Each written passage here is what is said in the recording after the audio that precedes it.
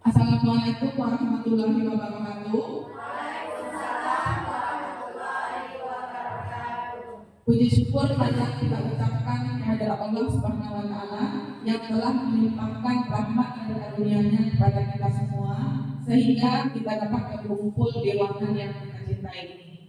Salawat beserta salam tidak lupa pula kita hadiahkan untuk arwah junjungan alam yakni Nabi besar Muhammad SAW yang telah bersusah payah membawa umatnya dari alam kebodohan ke alam yang berilmu pengetahuan seperti yang kita rasakan pada saat sekarang ini.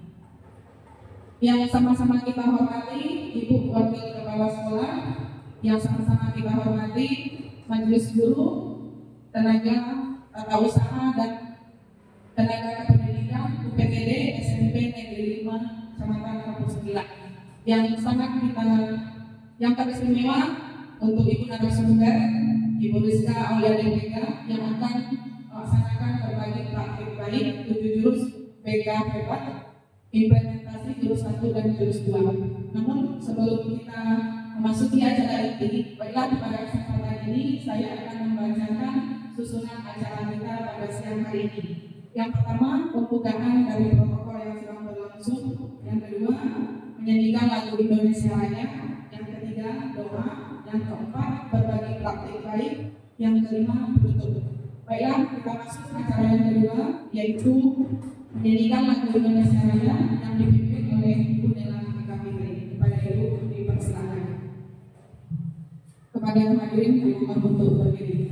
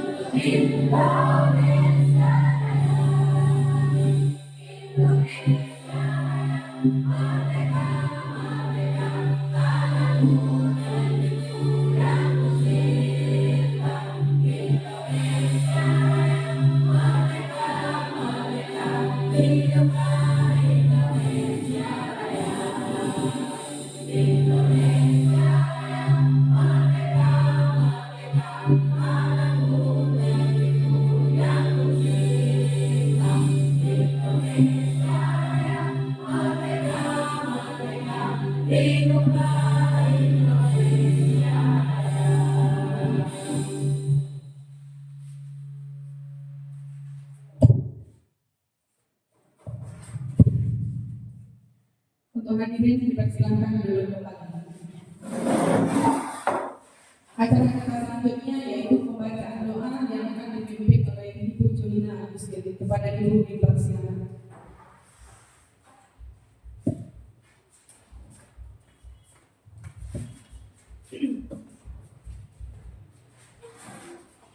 Assalamualaikum warahmatullahi wabarakatuh.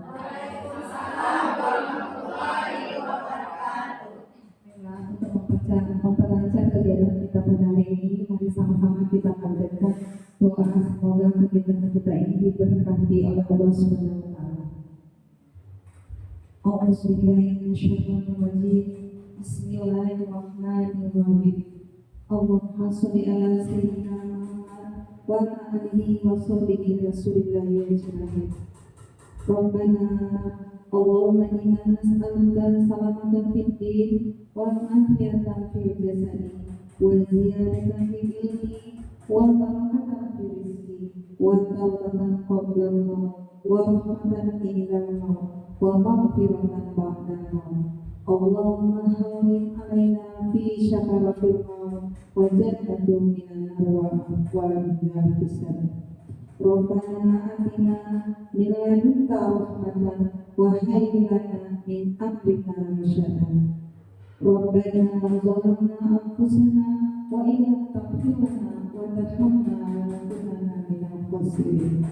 Rabbana atina fid dunya hasanah wa fil akhirati hasanah wa qina adzabannar. Subhana rabbika rabbil izzati amma yasifun wa salamun alal mursalin walhamdulillahi rabbil alamin. Assalamualaikum warahmatullahi wabarakatuh.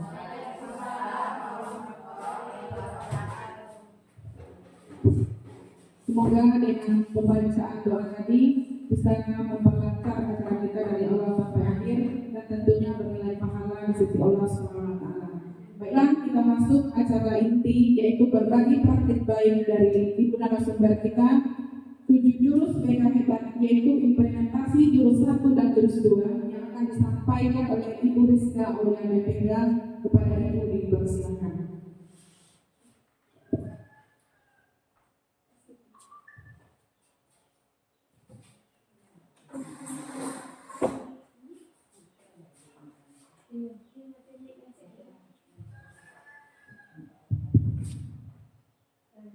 Ya, bismillahirrahmanirrahim. Assalamualaikum warahmatullahi wabarakatuh. Waalaikumsalam warahmatullahi wabarakatuh.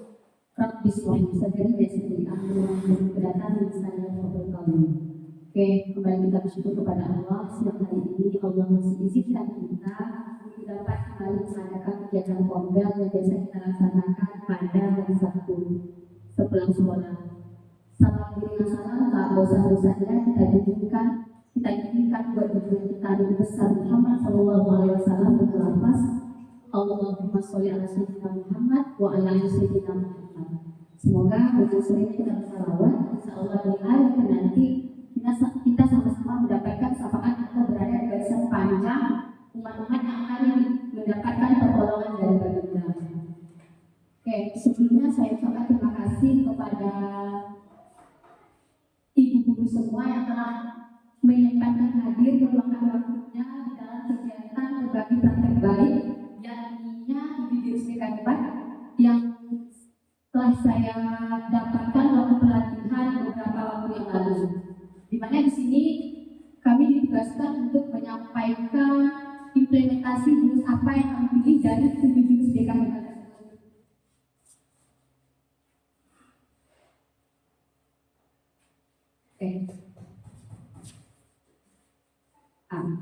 Di depan tampak kita lihat bahwasanya di dalam 7 jurus BK hebat yang kami kaji di sana, yang pertama ada namanya kenali potensi.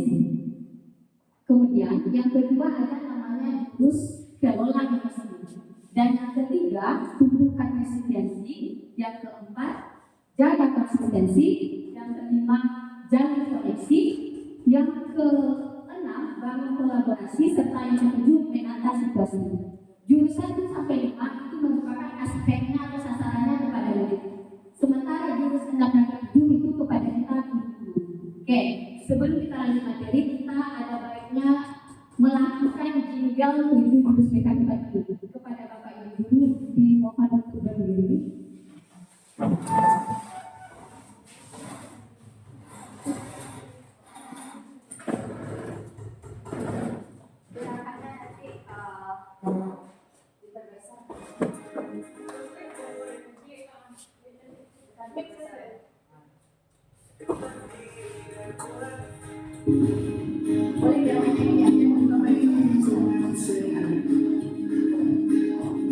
Bersama guru yang hebat, penuh cinta dan persahabatan, mengingatkan jurus, gunakan jurus, kenali potensi.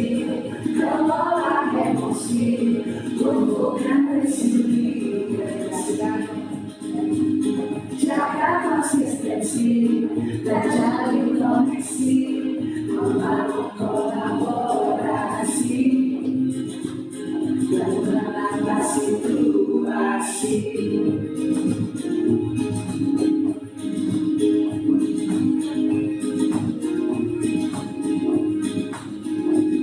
Sekolah belajar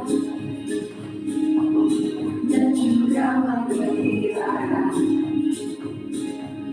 tentang pengetahuan bersama ayo kita wujudkan mendidik dengan tulus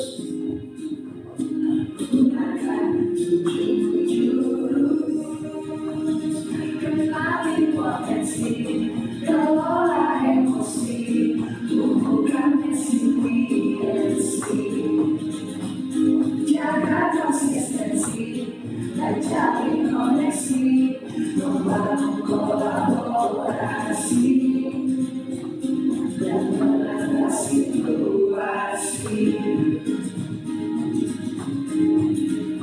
7 jurus mereka bersama murid melangkah depan. 7 jurus mereka 7 jurus yang memberikan.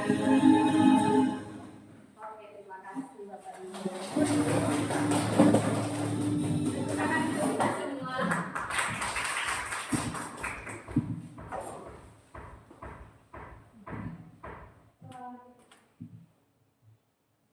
Oke, kita lanjut lagi ya Bapak Ibu. Oke, dari ketujuh jurusan yang saya implementasikan adalah jurus 1 dan jurus 2. Yang pertama tadi yaitu tentang kenali potensi, dan juga yang kedua yang saya pilih yaitu jurus kelola emosi. Tujuannya apa? Tujuan dari kegiatan itu adalah yang diadakan oleh Kemendikbudristek adalah tujuan 7 jurus bimbingan sosial atau BK ini diberikan kepada tidak hanya saja guru BK, namun juga guru kelas, guru mata pelajaran, guru bimbingan konseling. Apa gunanya? Untuk peningkatan kompetensi guru agar dapat menjadi pembimbing kepribadian. Selain kepribadian apa lagi? Akademik maupun karir murid untuk mencapai tumbuh kembangnya dengan maksimal. Oke, seperti yang saya katakan tadi, bahwasanya saya memilih tentang kenali potensi. Tujuannya apa? Tujuannya dengan kita memakai jurus kenali potensi, guru mampu membantu murid mengeksplorasi potensi, minat dan bakat melalui teknik asesmen pendidikan. Kemudian yang kedua, kelola emosi. Tujuannya apa? Guru BK dan guru non BK terampil menerapkan bimbingan langsung di kelas untuk membantu murid mengelola emosi maupun stres ketika dia di dalam pembelajaran. Oke, pada 7 jurus BK hebat ini kita mengenal dengan namanya pembelajaran model ATKAM. Kalau di PM kita mengenal dengan istilah 3M, mini, mindful dan joyful. Tapi kalau di sini kita mengenal dengan istilah ATKAM. Apa itu ATKAM? A yang pertama adalah aktivitas. Kemudian karena apa? Refleksi, karena konsep, dan kemudian aplikasi.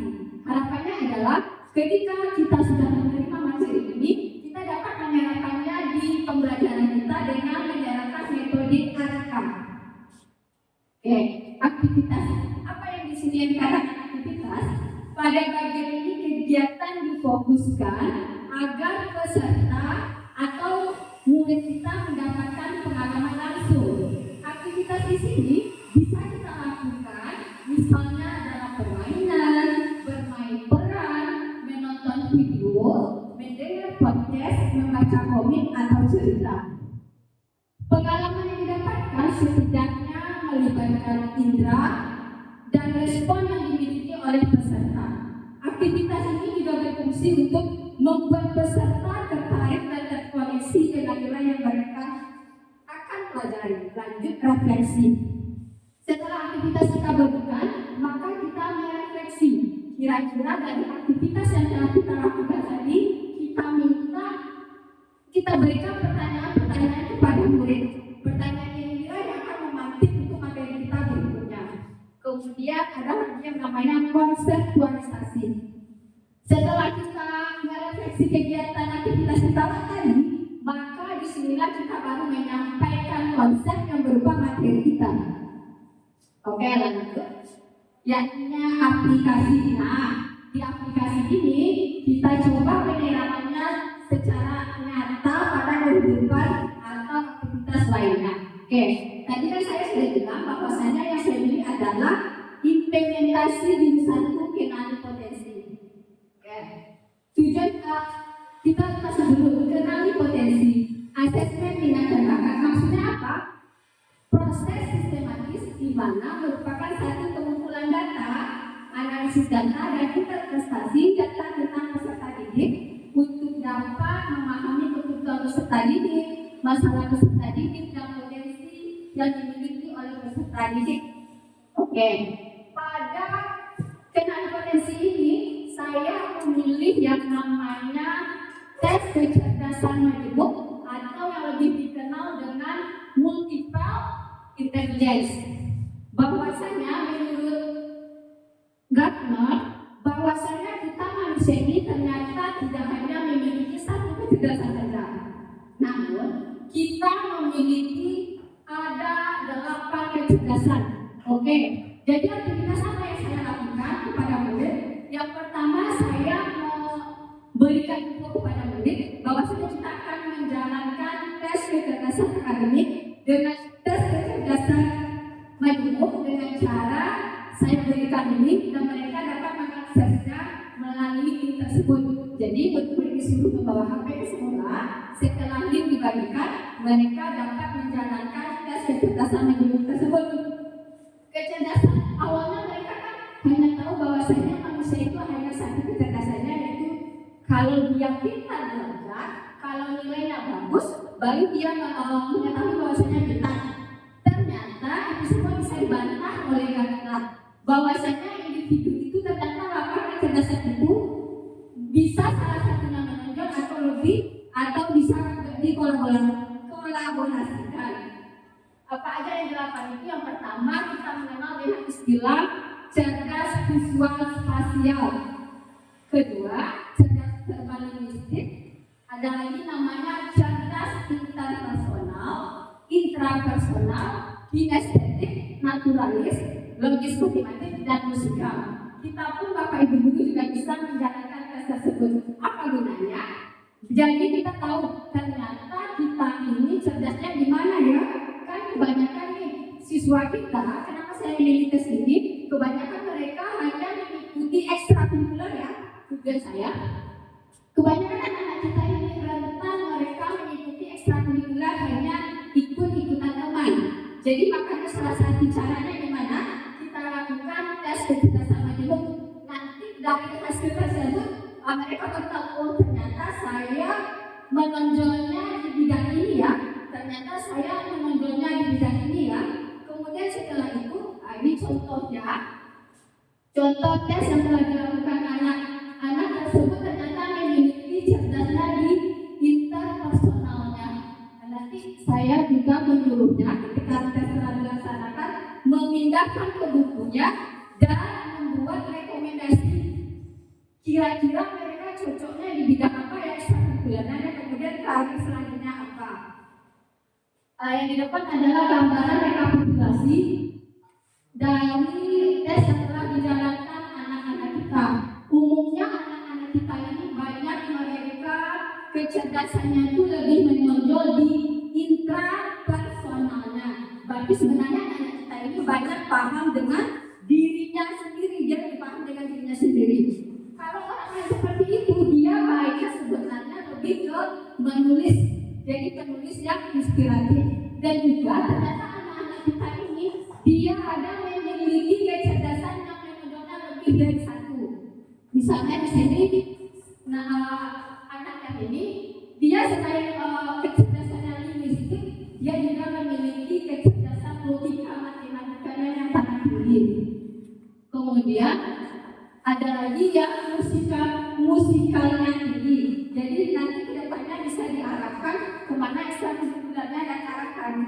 perasaan.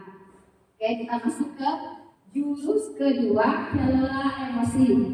Di mana di sini aktivitas yang saya lakukan pada kelola emosi adalah saya memberikan suatu permainan kepada anak yang kita kenal dengan istilah 4S. Apa itu? S yang pertama adalah sakit. Ketika saya membilang sakit, maka anak akan memegang perutnya. S yang kedua adalah sikat.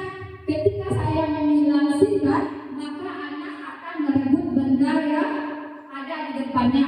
S yang ketiga adalah sekat. Ketika saya bilang sekat, maka anak akan membuat jembatan.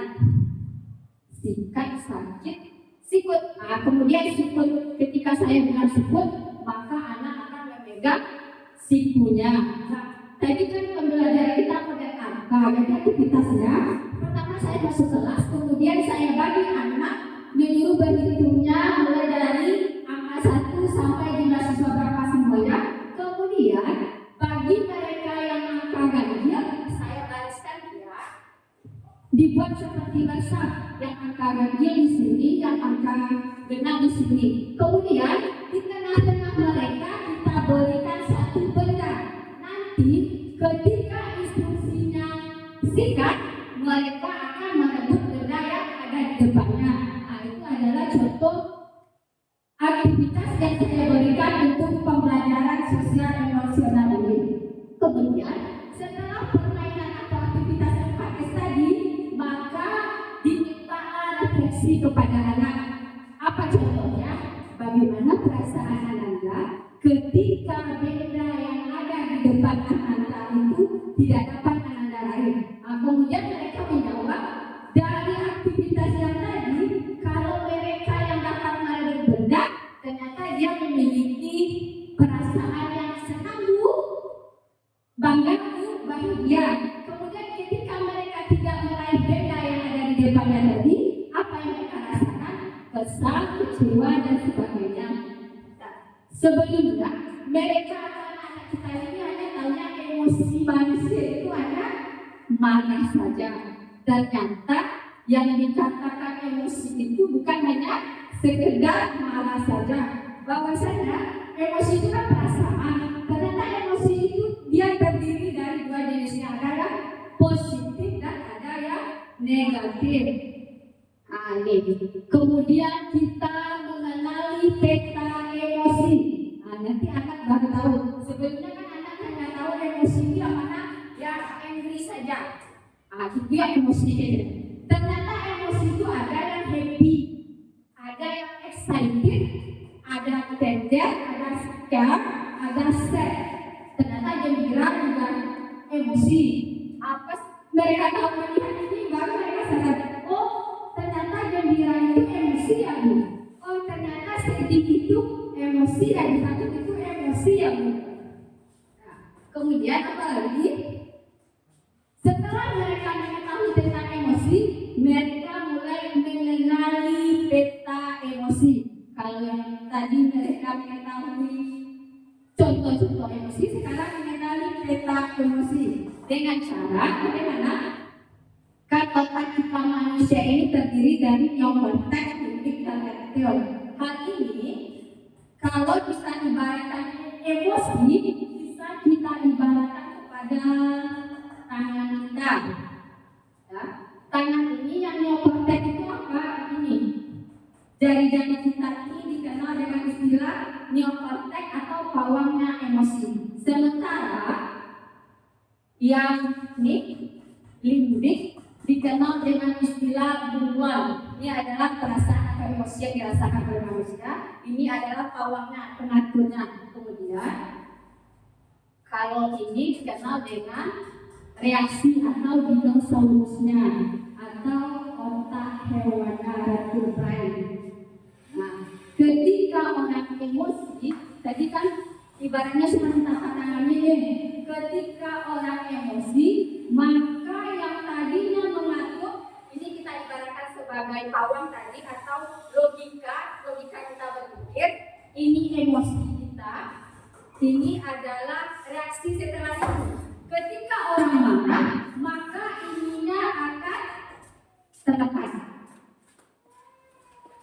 kemarahannya, apa reaksi yang terjadi? Misalnya dia marah, maka dia akan mengeluarkan hal-hal yang tidak baik.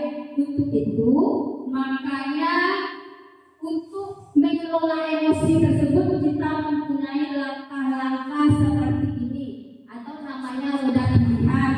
Ketika kita emosi negatif kita yang memuncak, maka kita boleh pilih dari salah satu roda emosi ini. Kan kalau emosi boleh kita berjalan, meninggalkan hal yang membuat kita emosi. Kemudian apalagi ketika kita emosi, jangan kita terlalu cepat meresponnya. Kita tunggu jeda, kemudian kita berhitung 1 sampai 10. Kalau udah tenang, jadi kita bisa memberikan respon apa yang tepat terhadap emosi yang terjadi tersebut. Kemudian apalagi kita juga dapat menggunakan I message. Artinya apa? Kita juga dapat menggunakan perasaan, misalnya saya kesal kalau kamu memakai barangku tanpa izin. Jadinya orang tahu dengan emosi yang kita lakukan. Dan di sini cara mengendalikan diri atau mengelola emosi kita bisa pakai rumus tanya. Apa itu? Terima, amati, nikmati, yakini, baru aksi. Ketika kita sedang emosi negatif yang memuncak, maka hal yang dapat kita lakukan adalah yang pertama, tarik nafas dalam-dalam, terima emosi tersebut, jangan dilawan. Kemudian, kalau kita emosinya kita lawan, semakin kita lawan akan semakin terasa tersiksa. Setelah itu, kita dapat melakukan langkah amati.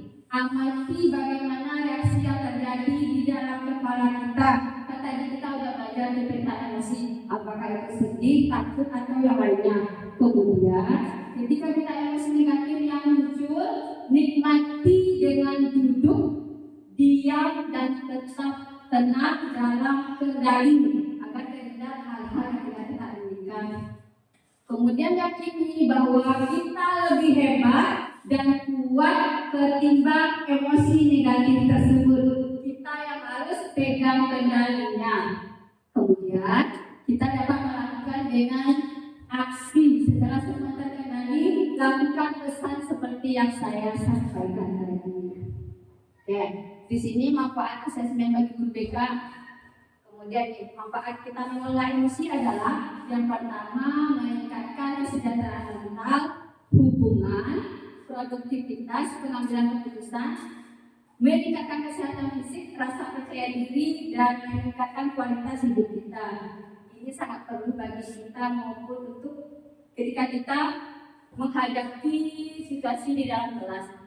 Oke, urgensi dan pengalamannya yakni sangat diminta sekali kolaborasi. Kenapa? Karena kolaborasi ini membantu kita memahami masalah peserta didik dengan lebih baik. Dengan bekerja sama, kita bisa lebih memahami situasi dan kebutuhan peserta didik serta memberikan respon yang lebih tepat untuk membantu peserta didik. Kesimpulannya adalah pertama, yaitu komplementaritas, yaitu upaya saling melengkapi, saling mendukung. Wilayah layanan guru dan guru BK terletak pada peran yang saling melengkapi dalam upaya pengembangan murid secara optimal. Guru sebagai penyampai ilmu pengetahuan berfokus pada aspek kognitif, akademik, sementara konselor atau guru BK sebagai tenaga bimbingan dan konseling fokusnya kepada psikologis anak, sosial emosional, kemudian dan pengembangan karirnya. Oke, terima kasih.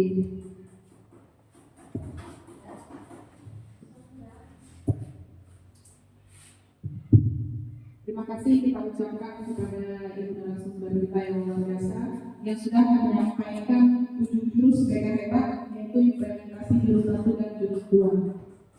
Semoga apa yang disampaikan oleh ibu narasumber tadi bisa kita terapkan dalam kegiatan pembelajaran kita sehingga menumbuh kembangkan energi kita mencapai potensi yang maksimal. Baiklah, untuk kegiatan kita selanjutnya Kalau ada yang ingin bertanya, silakan.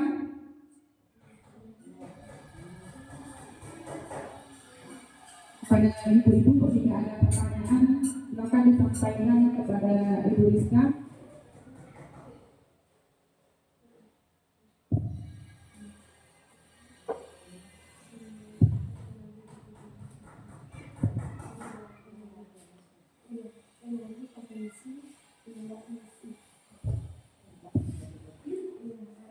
Pada Ibu Rizki, dipersilakan. Assalamualaikum warahmatullahi wabarakatuh. Baiklah, dari yang telah dijelaskan oleh narasumber kita tadi, ada yang ingin saya tanyakan sebagai guru mata pelajaran kita di dalam kelas, bagaimana caranya kita mengenali emosi anak di kelas seperti itu, Ibu Rizka. Terima kasih. Utamanya, apakah kita harus mengikuti langkah ini dulu untuk mengenali emosi anak kami sebagai guru mapel atau bagaimana? Terima kasih. Itulah pertanyaan dari Ibu Rizki. Mungkin bisa langsung dijawab oleh Ibu Rizka. Pada Ibu Rizka, silakan.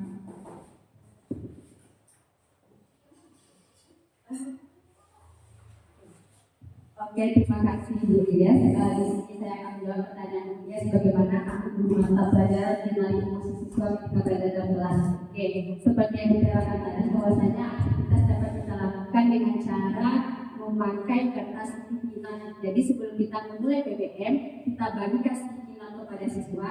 Nanti kita boleh meminta siswa, kira-kira ya nak, sebelum anak ibu berada ke sekolah tadi, bagaimana ya perasaan anak ibu? Silakan anak dituliskan di kertas pimpinan. Kemudian kan tadi ada petanya di situ, ada sedih, gembira, bahagia. Nanti apa yang mereka tulis silakan ditempelkan di peta emosi tadi. Jadi dengan adanya peta emosi tadi kita dapat ternyata siswa kita di hari ini gembira semua ya. Ternyata siswa kita di hari ini, oh ada yang sedih, oh ada yang lagi marah, oh ada yang lagi takut. Bisa salah satu alternatifnya adalah memakai sticky note dan meminta anak mengungkapkan apa yang dirasakan. Terima kasih Bu Rizka. Berarti melalui pertanyaan kita juga bisa. Bisa. Misalnya dalam bahasa Inggris, how do you feel today? Oke, ya. Oke, terima kasih Bu Rizka. Sama-sama.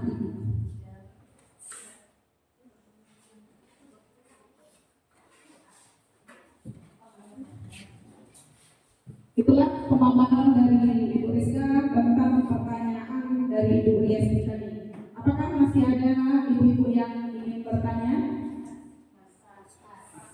Baiklah, kalau tidak ada yang ingin bertanya, luar biasa sekali kegiatan komunitas kita pada hari ini.